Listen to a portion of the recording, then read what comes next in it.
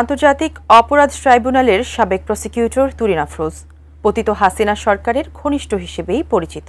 ক্ষমতার অপব্যবহার করে গড়ে তুলেছেন সম্পদের পাহাড়।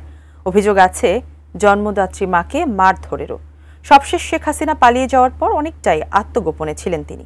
এবার পুলিশের হাতে ধরা খেয়ে শেখ হাসিনাকে নিয়ে ভয়ঙ্কর উক্তি করলেন। মোহাম্মদ সোহাগ বিশ্বাসের রিপোর্টে বিস্তারিত।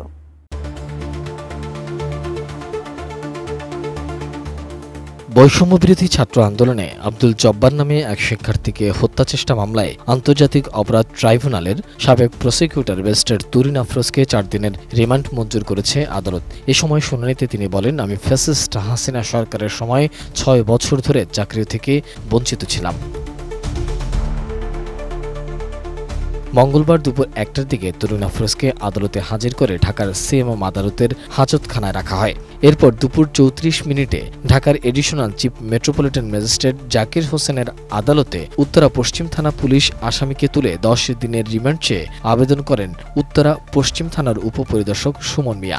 তার এই ফ্যাসিজম চালানোর জন্য এবং বিরোধী রাজনৈতিক দলের নেতা কর্মীদেরকে বিভিন্নভাবে হয়রানি এবং মিথ্যা মামলা এবং তাদেরকে রাজনীতির মাঠ থেকে বিদায় করার জন্য তাদের বিরুদ্ধে মিথ্যা মামলা এবং আয়নাঘর সহ ক্রসফায়ার, গুম এইসব বিষয়ে যারা সহযোগিতা করেছিল তাদের মধ্যে একজন হলো ব্যারিস্টার তুরিন আফরোজ।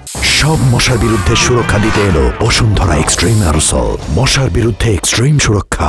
রাষ্ট্রপক্ষের ঢাকা মহানগর পাবলিক প্রসিকিউটর ওমর ফারুক ফারুকী রিমান্ডের জোর দাবি জানান। এ সময় তুরিন আফরোজের মনোনীত কোনো আইনজীবী ছিলেন না, তাই বিচারক আসামিকেই তার পক্ষে কথা বলতে বলেন। এ সময় তুরিন আফরোজ বলেন, মাননীয় স্যার, আমি 2-3 মিনিট যতটুকু পারবো কথা বলতে চাই।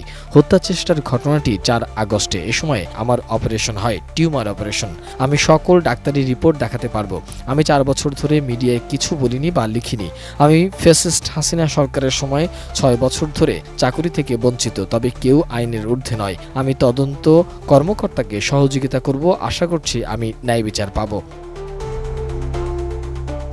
শুনানি শেষে বিচারিক তাকে 4 দিনের রিমান্ড মঞ্জুর করেন। এর আগে গত সোমবার রাতে উত্তরার একটি বাসায় অভিযান চালিয়ে তুরিন আফরোজকে গ্রেফতার করা হয়। জানা যায়, গত 5 আগস্ট দুপুর 12টার দিকে আব্দুল জব্বার উত্তরা পশ্চিম থানাধীন ঢাকা ময়মনসিংহ সড়কের উপর বিএনএস সেন্টারের সামনে গুলিবিদ্ধ হন। ঢাকা মেডিকেল কলেজ হাসপাতালে চিকিৎসা নেন তিনি। গত 27 মার্চ উত্তরা পশ্চিম থানায় সাবেক প্রধানমন্ত্রী শেখ হাসিনা সহ 50 জনের নাম উল্লেখ করে 100 থেকে 150 জনকে অজ্ঞাতনামা মামলাটি দায়ের করা হয়। এই যার নামেও 30 নং আসামি তুরিন আফরোজ। সোহাগ বিশ্বাস, এটিএন নিউজ, ঢাকা।